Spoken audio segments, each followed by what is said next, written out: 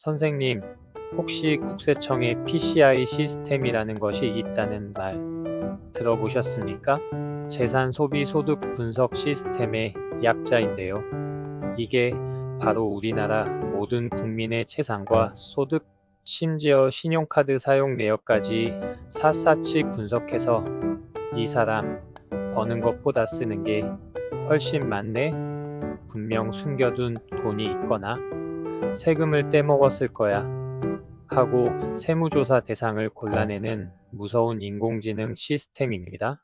국세청 통계에 따르면 이 PCI 시스템을 통해 매년 수천 명을 조사해서 수조 원의 세금을 추가로 걷어들이고 있다고 합니다. 그리고 이 시스템이 가장 먼저 주목하는 정보가 뭔지 아십니까? 바로 선생님께서 매년 내시는 재산세 내역입니다. 이 사람은 이 비싼 동네에 이만한 아파트를 가지고 있구나.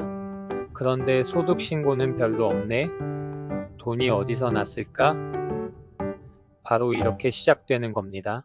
안녕하십니까? 우리 머니 패밀리 선생님. 여러분, 선생님의 소중한 재산을 털끝 하나 건드리지 못하게 지켜드리는 노후머니 닥터입니다.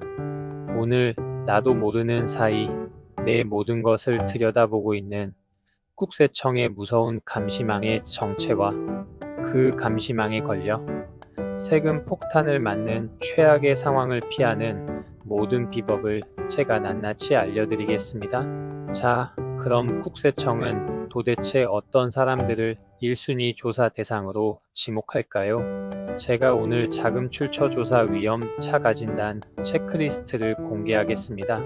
선생님께서도 한번 해당되는지 확인해 보세요. 첫째, 최근 몇 년 사이에 본인 또는 배우자, 자녀 명의로 부동산이나 고가의 자산을 취득했다. 둘째, 소득 신고 내역에 비해 재산이 많거나 신용카드 사용액이 너무 크다. 셋째, 가족 간에 1,000만 원이 넘는 현금 거래나 계좌이체를 한 적이 있다. 넷째, 부채를 상환했는데 그 돈이 어디서 났는지 출처가 불분명하다. 이 네 가지 중 하나라도 해당된다면 선생님은 이미 국세청의 잠재적인 관찰 대상일 수 있습니다. 특히 우리 부모님들이 가장 많이 걸리는 부분이 바로 자녀에게 집 사줄 때입니다. 아들 전셋집 얻어주는데 3억 보태줬다. 딸 아파트 사는데 2억 빌려줬다. 이게 다 문제가 될 수 있습니다. 국세청 입장에서는요. 부모 자식 간의 돈거래는 빌려준 것이 아니라 공짜로 준 것, 즉 증여로 봅니다. 아까 말씀드린 박 사장님도 아들에게 빌려준 돈이다라고 주장했지만 차용증도 없고 이자 받은 기록도 없으니 결국 증여로 판단되어 5천만 원에 가까운 증여세를 내야 했습니다. 그럼 이 억울한 세금 폭탄과 세무조사를 피하는 가장 확실한 방법은 무엇일까요? 제가 오늘 세 가지 철통 방어 전략을 알려드리겠습니다.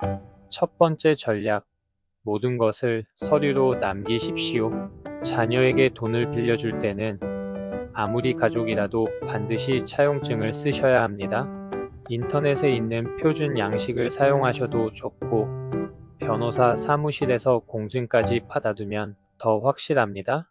차용증에는 빌리는 금액, 이자율, 갚는 기간과 방법을 명확하게 적어야 합니다. 그리고 가장 중요한 것, 매달 자녀에게 이자를 받은 계좌, 이체 기록을 반드시 남겨두셔야 합니다. 이 기록이 없으면 차용증은 그냥 종이 쪼가리가 될 뿐입니다. 두 번째 전략, 증여세 면제 한도를 적극적으로 활용하십시오. 우리나라 세법상 부모가 성인 자녀에게는 10년간 5천만 원까지, 미성년 자녀에게는 10년간 2천만 원까지 세금 없이 증여할 수 있습니다. 이 한도를 잘 활용해서 10년 단위로 미리미리 자녀에게 재산을 증여해 두면 나중에 한꺼번에 큰 돈을 줄 때보다 증여세를 수천만 원 아낄 수 있습니다. 그리고 중요한 것, 증여를 했다면 금액이 작더라도 반드시 3개월 이내에 국세청 홈택스를 통해 증여세 신고를 해두셔야 합니다. 신고만 해둬도 나중에 가산세를 피할 수 있습니다. 세 번째 전략, 국세청에 연락을 받았다면 이렇게 대처하십시오. 만약 국세청에서 자금 출처를 소명하라는 연락이 왔다면 절대 당황하거나 화부터 내시면 안 됩니다. 첫째, 혼자서 어설프게 답변하지 마세요. 내가 한 말이 나중에 불리한 증거가 될 수 있습니다. 둘째, 즉시 세무사나 변호사 같은 전문가를 찾아가세요. 내가 가진 모든 서류와 거래 내역을 보여주고 어떻게 답변해야 할지 전략을 짜야 합니다. 셋째, 국세청이 요구하는 자료는 최대한 성실하게 준비해서 제출해야 합니다. 불성실한 태도는 더 큰 조사를 불러올 뿐입니다. 전문가의 도움을 받으면 충분히 소명하고 넘어갈 수 있는 경우가 아주 많습니다. 선생님, 사실 국세청이 이렇게까지 하는 이유는 따로 있습니다. 바로 숨겨진 부의 대물림, 즉 편법 증여를 막기 위해서입니다. 하지만 그 과정에서 선량한 우리 선생님들이 억울하게 피해를 보는 경우가 너무나도 많습니다. 법은 몰랐다고 해서 봐주지 않습니다. 우리가 먼저 똑똑하게 알고 대비해야 내 소중한 재산을 지킬 수 있는 겁니다. 세금 무서워만 하지 마시고 오늘부터는 현명하게 관리하는 지혜를 기르시길 바랍니다. 선생님, 오늘 제가 세무조사라는 아주 무겁고 중요한 이야기를 드렸습니다. 하지만 사실 세금의 세계는 이것보다 훨씬 더 복잡합니다. 그래서 이렇게 복잡한 세금 문제를 실제 사례를 통해 아주 쉽게 풀어놓은 책 한 권을 제가 영상 설명란과 고정 댓글에 소개해 두었습니다. 상속세, 증여세, 양도소득세까지 우리 선생님들이 꼭 알아야 할 절세 비법이 가득 담긴 책이니 꼭 한번 참고해 보시면 평생 모은 재산을 지키는데 큰 도움이 되실 겁니다. 그리고 선생님, 이렇게 복잡한 돈 문제로 머리 아프실 때 혈액순환을 도와 머리를 맑게 해주는 좋은 건강식품이 있습니다.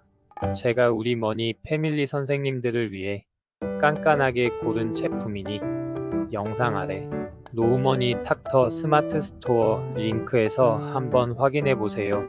자, 그럼 저 노후머니 닥터가 오늘 드린 말씀 다시 한번 딱 3가지만 기억하시라고 정리해 드리겠습니다.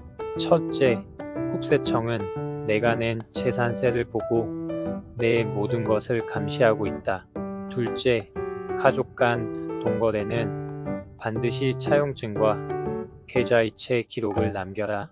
셋째, 국세청에서 연락이 오면 혼자 해결하려 하지 말고 반드시 전문가와 상담하라. 선생님들의 현명한 돈 관리가 세무조사라는 불필요한 걱정에서 선생님을 해방시켜 줄 것입니다. 오늘 영상이 우리 선생님들의 재산을 안전하게 지키는데 실질적인 도움이 되기를 바랍니다. 다음 시간에는 더욱 유익하고 힘이 되는 정보로 찾아뵙겠습니다. 오늘 내용에 깊이 공감하셨다면 저희 채널 좋아요와 구독 잊지 말고 꼭 눌러주십시오. 지금까지 시청해주셔서 대단히 감사합니다.